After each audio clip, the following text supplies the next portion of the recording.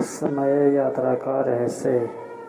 एक छोटे से शहर में 3 दोस्त रहते थे, रोहित, स्नेहा और विक्रम। वे हमेशा नई और अद्भुत चीज़ों की खोज में लगे रहते थे। एक दिन रोहित के दादाजी ने उन्हें अपने पुराने गोदाम में एक अजीब सी घड़ी दिखाई। दादाजी ने कहा, "यह कोई साधारण घड़ी नहीं है, ये समय यात्रा की घड़ी है।" तीनों दोस्तों की आंखें चमक उठी। उन्होंने दादाजी से पूछा, "क्या हम इसे इस्तेमाल कर सकते हैं?" दादाजी ने मुस्कुराते हुए कहा, "बिल्कुल, लेकिन ध्यान रखना, समय यात्रा करना आसान नहीं है। तुम्हें बहुत सावधानी से काम लेना होगा।" दादाजी ने घड़ी का तरीका समझाया और तीनों दोस्तों ने समय यात्रा की तैयारी शुरू कर दी। उन्होंने अपने बैग में खाना, पानी और कुछ ज़रूरी सामान रखा और घड़ी को सक्रिय किया। घड़ी के सक्रिय होते ही वे तीनों एक तेज रोशनी में समा गए और अचानक वे एक अलग समय में पहुंच गए। पहला पड़ाव था प्राचीन भारत का समय। उन्होंने देखा कि वहाँ के लोग बहुत मेहनती और संस्कारी थे।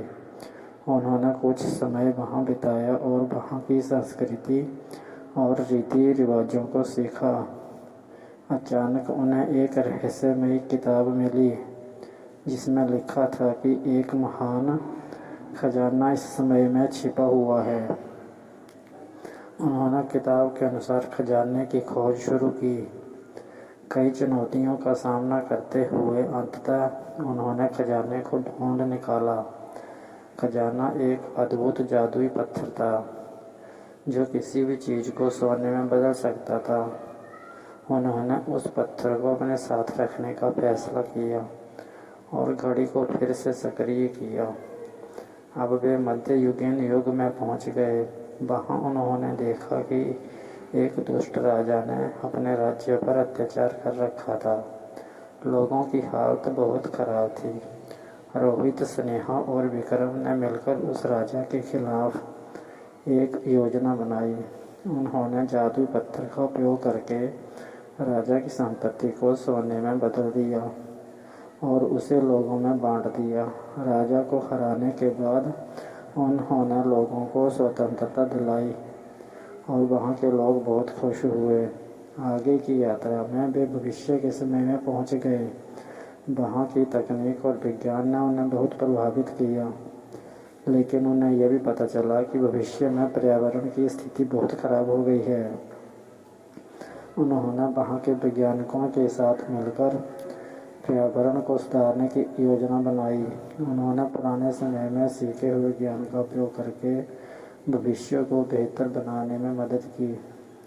समय यात्रा करते हुए उन्होंने कई नई चीज़ें सीखी और अनुभव किए। अंततः उन्होंने अपने समय में वापस लौटने का फैसला किया। घड़ी को सक्रिय करते ही वे वापस अपने शहर में लौट आए। वापस लौटकर उन्होंने अपने अनुभव दादाजी और अपने परिवार वालों को सुनाए। दादाजी ने उनकी बहादुरी और ज्ञान की तारीफ की। इस समय यात्रा ने उन्हें न केवल अतीत और भविष्य के बारे में सिखाया, बल्कि ये भी सिखाया कि समय का सही उपयोग कैसे किया जा सकता है। कहानी से सीख। इस कहानी से हमें ये सीख मिलती है कि समय बहुत मूल्यवान है और हमें इसे सही तरीके से उपयोग करना चाहिए, जिसमें बच्चों को समय का महत्व और ज्ञान की ताकत का एहसास होता है।